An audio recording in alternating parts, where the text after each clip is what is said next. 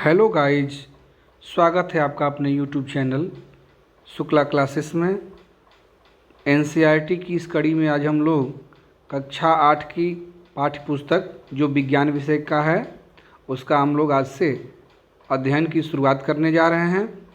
अध्ययन की शुरुआत करने से पहले हम लोग सबसे पहले उसके विषय वस्तु पर एक बार प्रकाश डालेंगे और फिर हम लोग आकर के एक एक पाठ का उदाहरण पूर्वक अध्ययन करेंगे। तो आइए देखते हैं हम इसके विषय वस्तु। जैसा कि इसमें यहाँ लिखा गया है विषय सूची, यानी विषय से संबंधित सूची यहाँ पे प्रकाशित की गई है। इस कड़ी में हमारा पहला चैप्टर है अध्याय 1, जिसका नाम है फसल उत्पादन एवं प्रबंध। हमारा दूसरा अध्याय है सूक्ष्मजीव मित्र एवं शत्रु। अध्याय 3 के अंतर्गत हम लोग संश्लेषित रेशे और प्लास्टिक के बारे में जानेंगे। अध्याय 4 में हम लोग पदार्थ के बारे में जानेंगे। इसके अंतर्गत धातु, अधातु, इन सब का हम लोग अध्ययन करेंगे। नंबर 5 यानी अध्याय 5 में हम लोग कोयला और पेट्रोलियम के बारे में जानेंगे। अध्याय 6 में हम लोग दहन और ज्वाला के बारे में जानेंगे।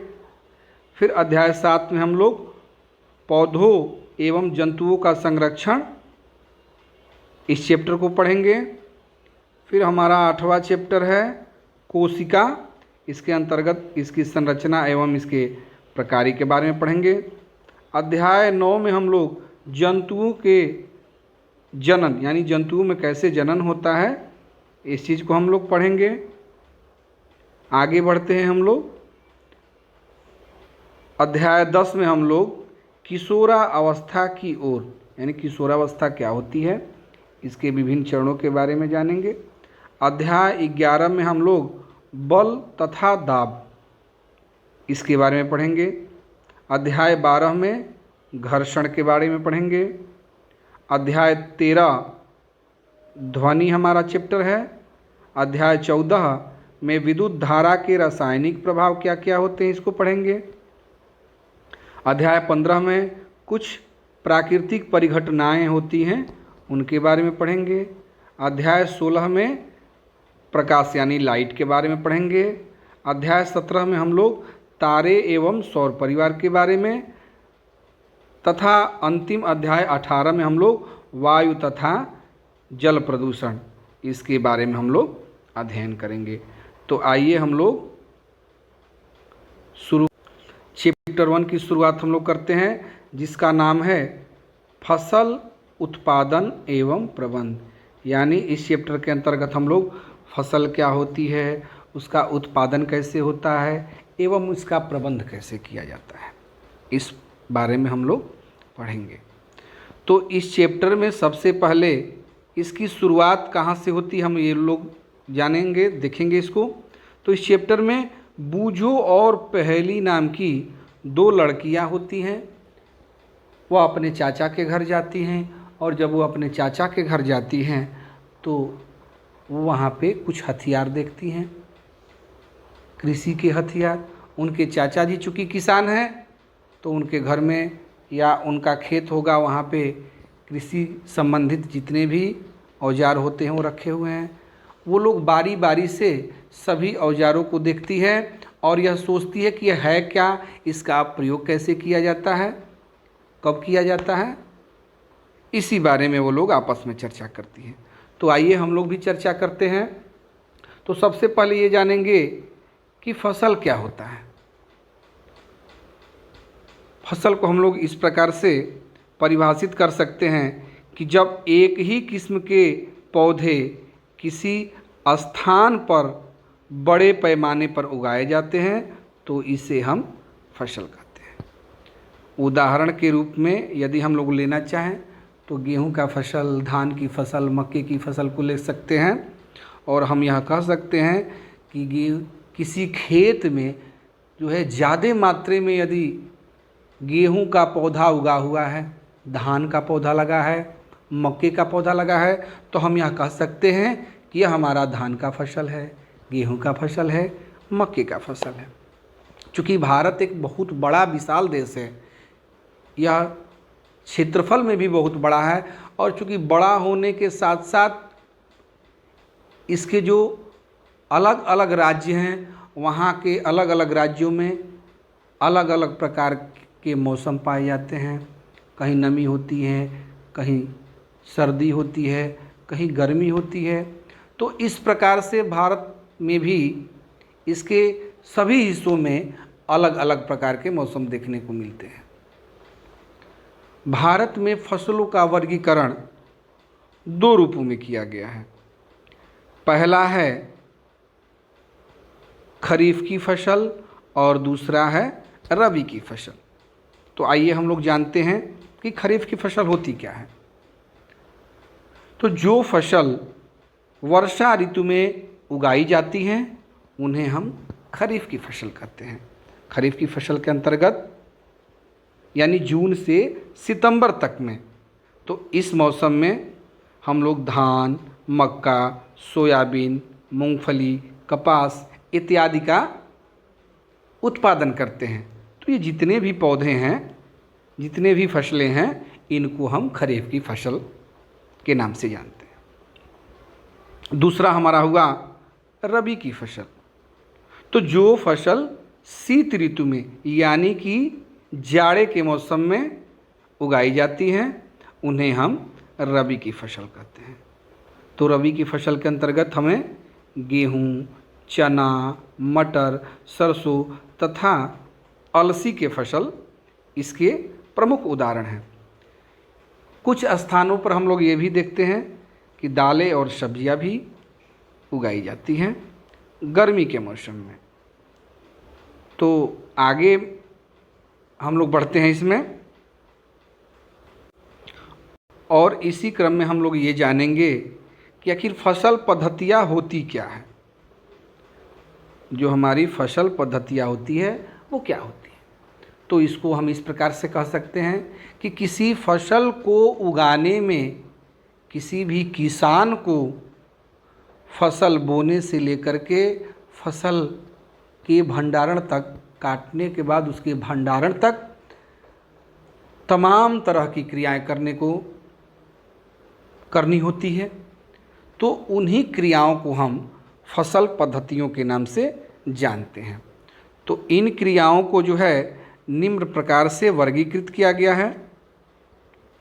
इनको 7 प्रकार से वर्गीकृत किया गया है।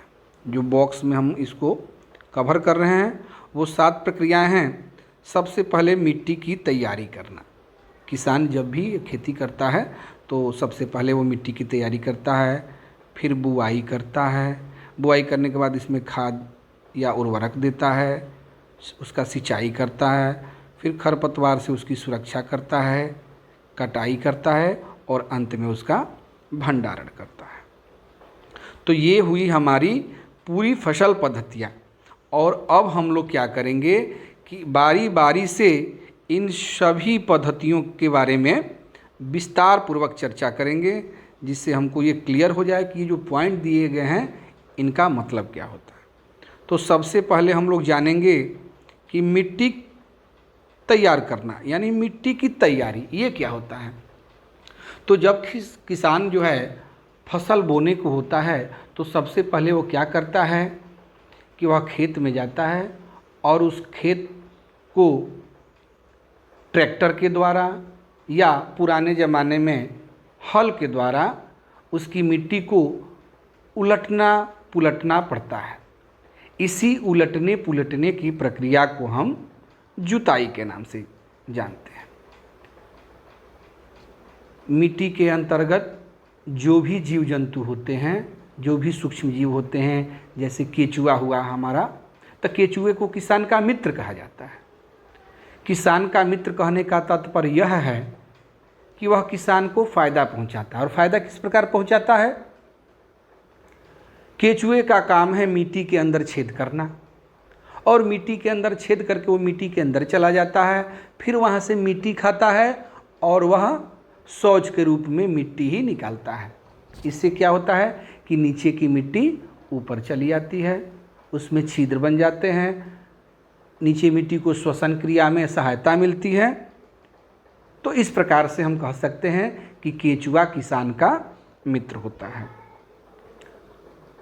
उलटने पुलटने से होता क्या है कि मिट्टी की उर्वरा शक्ति का विकास होता है। तो ऐसे हम नॉर्मल शब्दों में कह सकते हैं कि मिट्टी को उलटने पुलटने की प्रक्रिया को हम जुताई कहते हैं। फिर आगे बढ़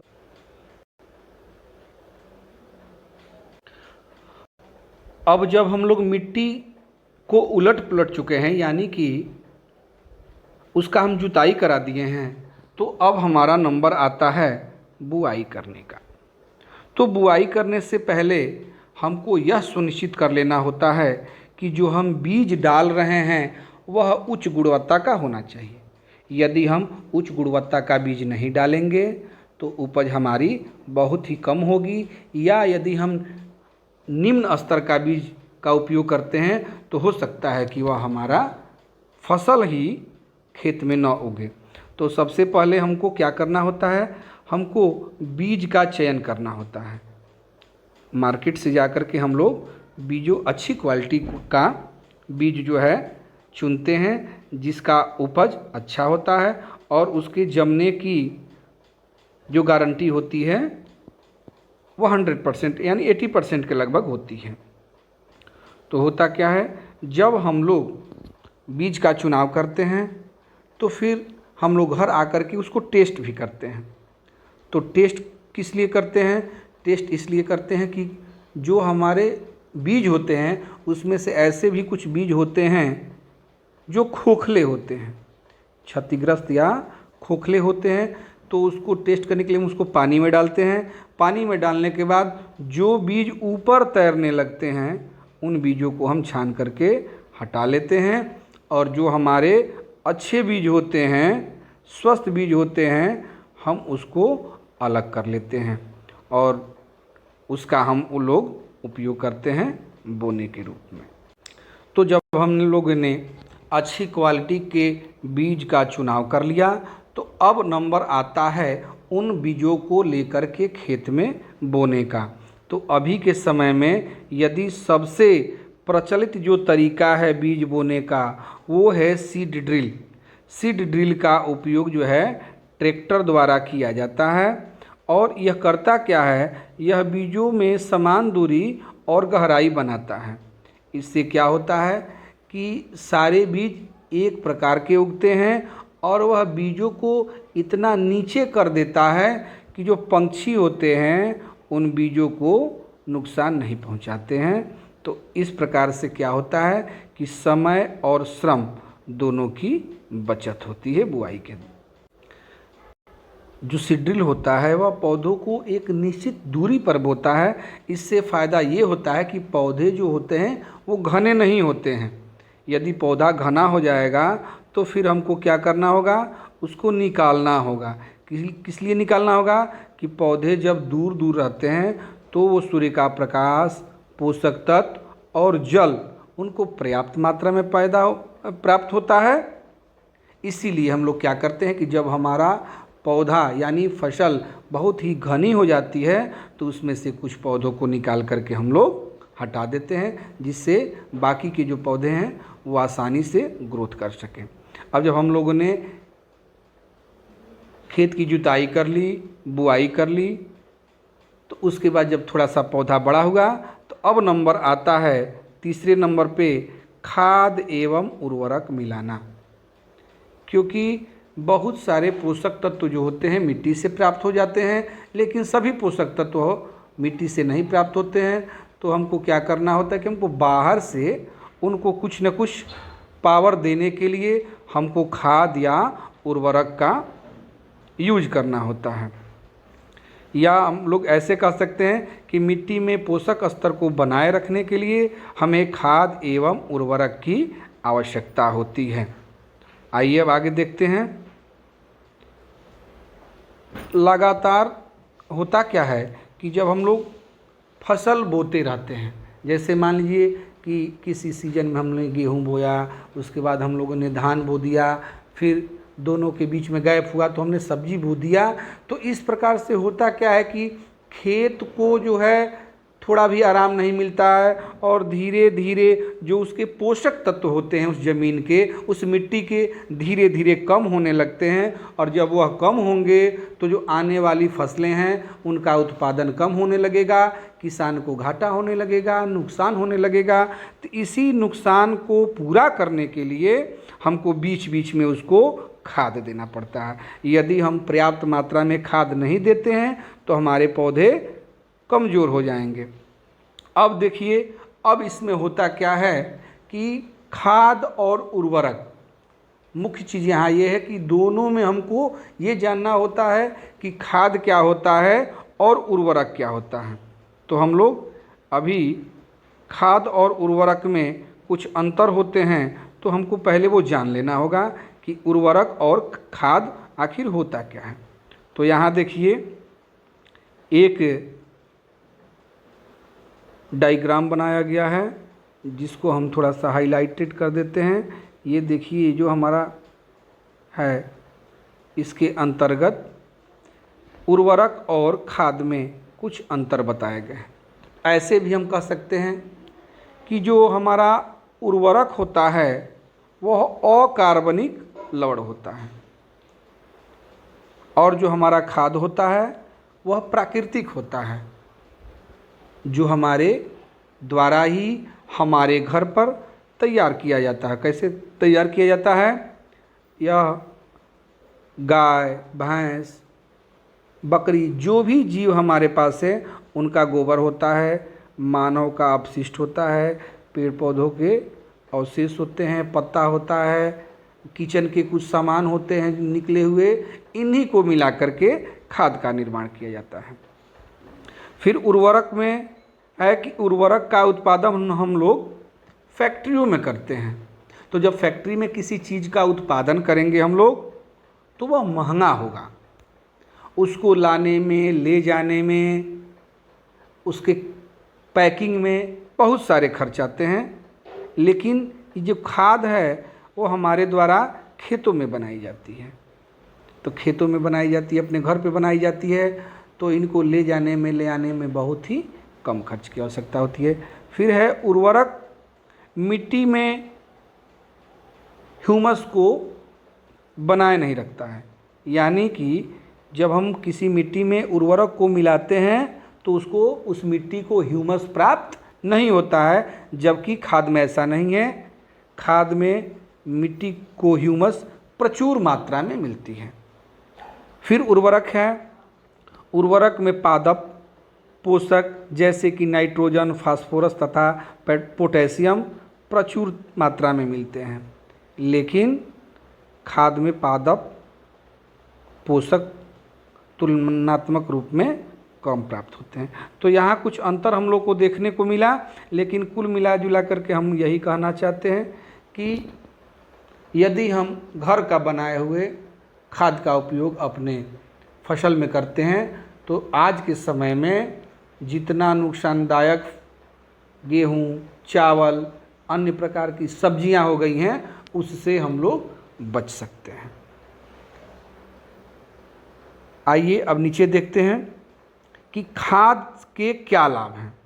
यदि हम किसी पौधे को खाद देते हैं तो उस खाद से उस पौधे को क्या क्या लाभ प्राप्त होता है। तो सबसे पहले हम लोग देखेंगे, जैविक खाद उर्वरक की अपेक्षा अधिक अच्छी मानी जाती है। इसका मुख्य कारण क्या है? यानी यहाँ पे जैविक खाद को उर्वरक की अपेक्षा अच्छा माना गया है। इसके प्रमुख कारण, पहला है इससे मिट्टी की जल धारण क्षमता में वृद्धि होती है। फिर दूसरा है इससे मिट्टी भुरभुरी एवं संरंध्र हो जाती है, जिसके कारण गैस विनिमय जो होता है सरलता से होता है। इससे मित्र जीवाणुओं की संख्या में वृद्धि होती है। और आगे है जैविक खाद से मिट्टी का गठन सुधर जाता है। यानी कहने का मतलब ये है कि जो खाद है हम लोग के द्वारा बनाया गया वह मिट्टी को हर एक प्रकार से लाभ ही पहुंचाता है। इसमें एक चीज़ और है कि यदि हम खाद की जगह उर्वरक को डाल दें, यानी क्षमता से अधिक यदि हम किसी मिट्टी में खाद डाल देते हैं तो उस मिट्टी को ज़्यादा नुकसान नहीं होता है, फ़ायदा ही होता है। लेकिन यदि ज़रूरत से ज़्यादा किसी मिट्टी में यदि हम उर्वरक का प्रयोग कर देते हैं तो वह फसल को नुकसान भी पहुंचाता है। तो ध्यान रहे, हमेशा हम लोग को खाद का ही उपयोग करना चाहिए। तो जब हम लोगों ने मिट्टी का भी तैयारी कर लिया, उसमें बुआई भी कर लिया और उसमें खाद भी डाल दिया या उर्वरक डाल दिया उसके आवश्यकता के अनुसार, तो अगला जो हमारा पॉइंट है वो है सिंचाई। सिंचाई क्या करता है? तो जिस प्रकार से मनुष्य को जीने के लिए जल की आवश्यकता होती है, ठीक उसी प्रकार से पौधों के फूल, फल, बीज की वृद्धि में, उसके विकास के लिए जल की आवश्यकता होती है। जल क्या करता है भाई? जल जो होता है, जो भी पोषक तत्व मौजूद रहते हैं या खनिज हो या उर्वरक हो, उसके साथ साथ उसका वो अवशोषण करता है। पौधों में लगभग 90% तक जल होता है। जल क्या करता है? बीजों के अंकुरण के लिए शुष्क स्थिति पैदा करता है। जल में घुले हुए पोषक का स्थानांतरण पौधों के प्रत्येक भाग में होता है। यह फसल को पाले से एवं गर्म हवा से रक्षा करता है। तो विभिन्न अंतराल पर यदि खेत में हम लोग जल देते हैं समय समय पर उसकी आवश्यकता के अनुसार, तो उसी को हम सिंचाई कहते हैं। यानी हम दूसरे शब्दों में कह सकते हैं कि पौधों को समय समय पर जल देना ही सिंचाई कहलाता है। तो अब हम लोग आगे ये भी जानेंगे कि आखिर सिंचाई के स्रोत कौन कौन से हैं। तो सिंचाई के स्रोत में कुआं, नलकूप, तालाब या झील, नदी, बांध, नहर, ये सभी जो हैं वह सिंचाई के स्रोत हैं। आइए देखते हैं। ये हमारा एक सिंचाई का बहुत पहले का साधन है जिसको हम मोट बोलते हैं। इसमें होता क्या है कि सबसे पहले हम लोग ये देख रहे हैं कि यहाँ पे कुआं है। कुआं के ऊपर एक लकड़ी का, 2 लकड़ियों को खड़ा किया गया है और बीच में एक घिरनी लगी हुई है। घिरनी को एक लोहे के छड़ से दोनों लकड़ियों के साथ जोड़ा गया है। इस घिरनी के ऊपर रस्सी लगाया गया है और इस रस्सी के माध्यम से एक बड़े से बर्तन को इस रस्सी में बांध दिया गया है और बांधने के बाद उस बर्तन को एक आदमी इस कुएं में डालता है, दूसरा आदमी इसको रस्सी की सहायता से आगे की तरफ छोड़ता है। इस बर्तन में जब जल भर जाता है तो दूसरा आदमी इसको खींचता है। फिर जब यह ऊपर आ जाता है तो ये आदमी इसको बने हुए नालियों में पानी डालता है। तो ये हमारे भारत के पहले के सिंचाई के साधन थे। फिर अगला हम लोग सिंचाई देख लेते हैं। ये रहा हमारा चेन पंप द्वारा। ये भी पूर्व जमाने के सिंचाई का साधन है। बारी बारी से हम लोग केवल देखेंगे और यदि ज़रूरत होगा तो इस पे हम लोग चर्चा भी करेंगे। फिर ये हो गया हमारा रहट सिस्टम। ये रहट बहुत ही इम्पोर्टेंट है, इसको हम लोग थोड़ा सा ध्यान देंगे। इसमें होता क्या था कि यहाँ देखिए, यहाँ पे नीचे जल का स्रोत है और एक चक्का है बड़ा सा, उसके ऊपर डिब्बों को बांध दिया गया है काट करके और बैल की सहायता से इसको चलाया जाता है। जब ये चलता है तो ये डिब्बा भी चलता है और इसके नीचे से पानी उठा करके यह इधर गिराता है और यहाँ के माध्यम से आते हुए खेतों में चला जाता है। तो इस प्रकार से ये भी सिंचाई का एक साधन है। और ये सिंचाई का साधन जो है, इसको कहीं कहीं पे क्षेत्रों में ढेकुली सिस्टम कहा जाता है। इसमें एक ही आदमी रहता था। ये कुआं है, फिर यहाँ पे एक यू आकार का कोई लकड़ी का टुकड़ा है, वाई आकार का सॉरी, और इसमें एक लंबा सा डंडा बांध दिया गया है। पीछे एक वजनदार चीज़ रख के एक सिरे पर एक बाल्टी रस्सी की सहायता से बांध दी जाती थी। फिर ये जो लकड़ी का अंतिम या शुरू का छोर मान सकते हैं, यहाँ पे रस्सी बांध करके ये आदमी खींचता था। खींचने के बाद जब बाल्टी में पानी भर जाता है, ये व्यक्ति धीरे धीरे रस्सी को छोड़ता है। इधर वजन होने के कारण ये लकड़ी जो है ऊपर की तरफ चढ़ती है, इधर नीचे आता है और पानी निकल जाता था। फिर उस बाल्टी या जो भी पॉट हो उसमें से पानी निकाल करके बने हुए नाली में डाल दिया जाता था और वह पानी धीरे धीरे खेतों में पहुंच जाता था। तो ये हमारा सिस्टम था ढेकली का। फिर हम लोग आगे देखेंगे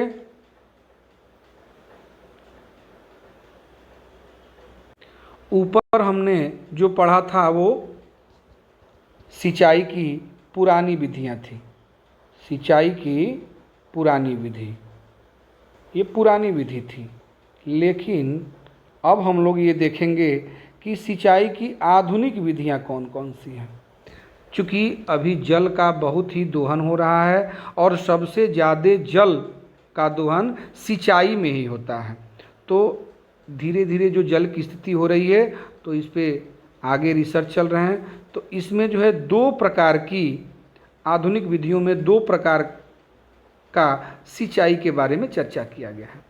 पहला है हमारा छिड़काव तंत्र।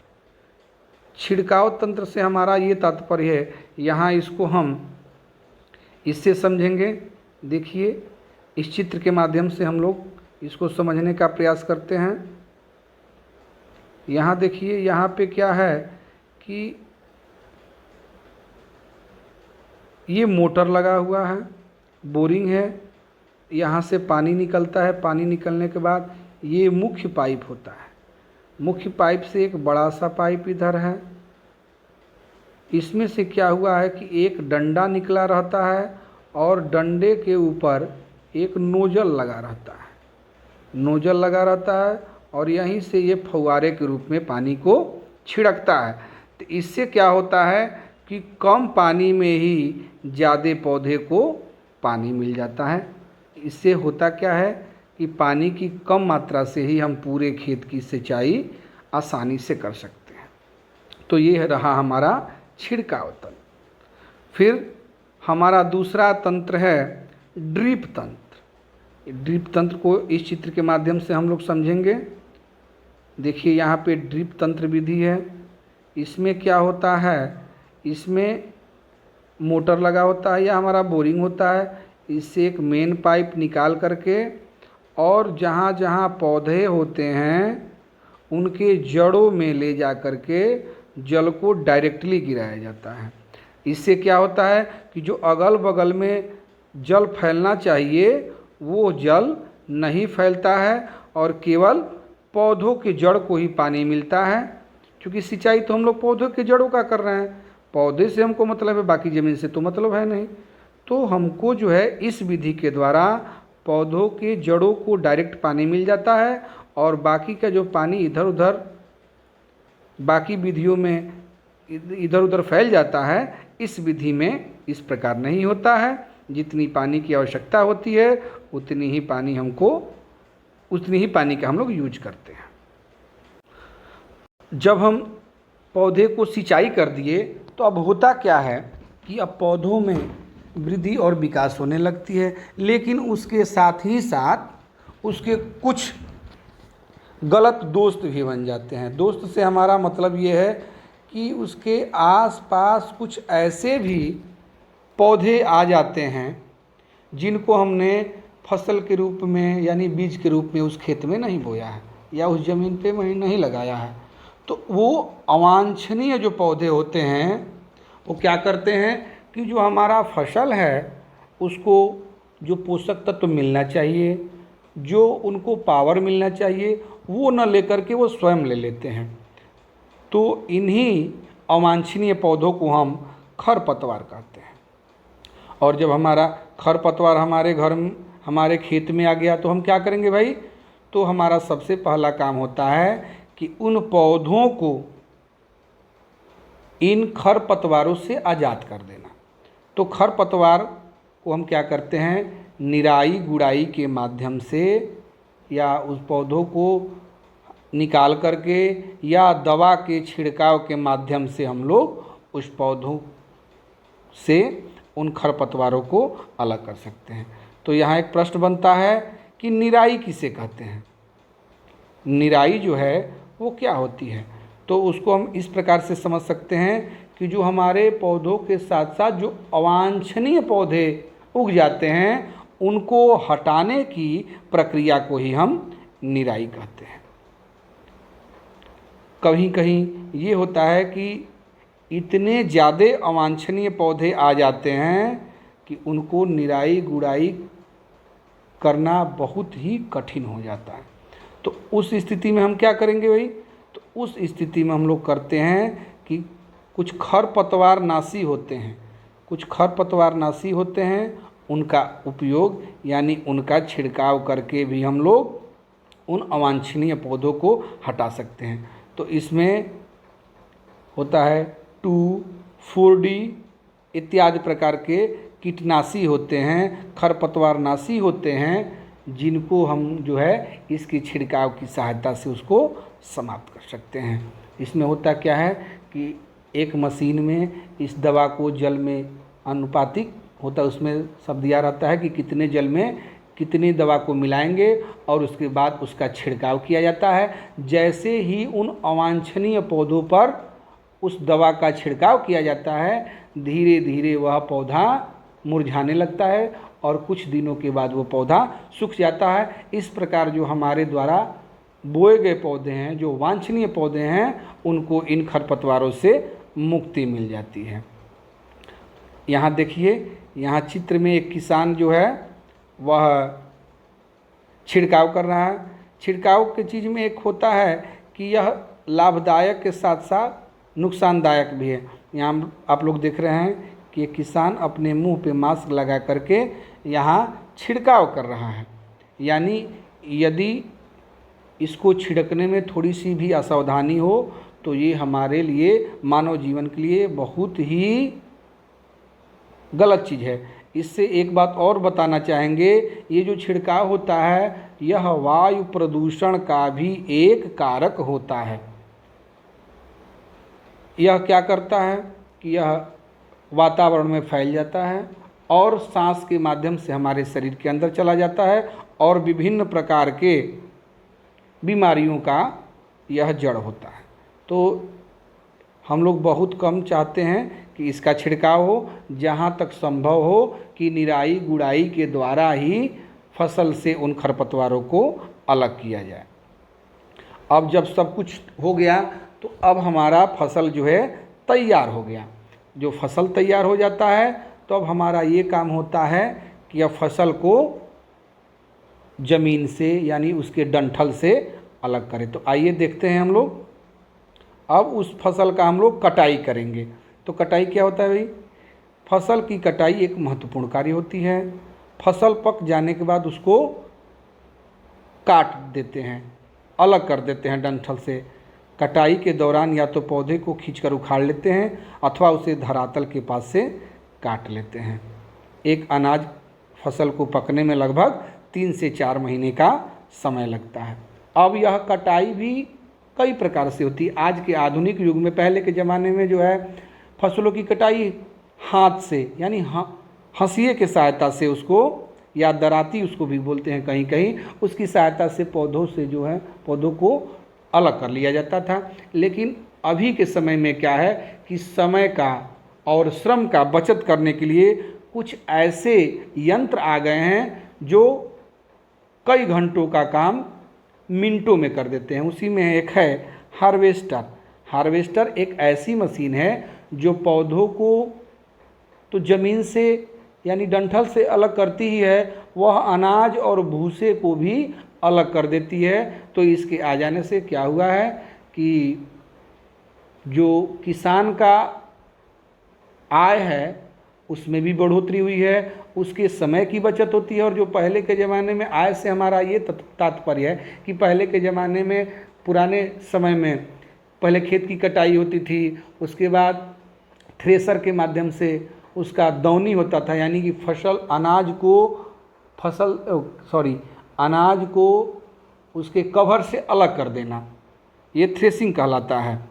भूसे से दाने को अलग कर देना, यह थ्रेसिंग प्रक्रिया। तो पहले के ज़माने में थ्रेसिंग कई महीनों चलता था। इसी क्रम में बारिश हो जाती थी, पेड़ और जो हमारे फसल है उस पर पानी गिर जाता था, पानी गिरने के बाद धीरे धीरे वो सड़ने लगता था, और सड़ने के बाद उसमें का अनाज ख़त्म हो जाता, तो किसानों को बहुत ज़्यादा ही नुकसान होता था।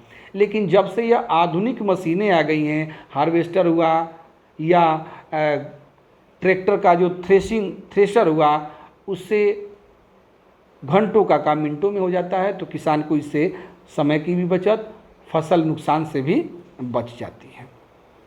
तो हमने क्या किया कि हमने अब फसल को काट लिया है। काटने के बाद या तो हम लोगों ने हार्वेस्टर से उसको कटवाया, या हाथ से काटा तो जो थ्रेसिंग मशीन है उससे हम लोग भूसे को अनाज से अलग कर लिए।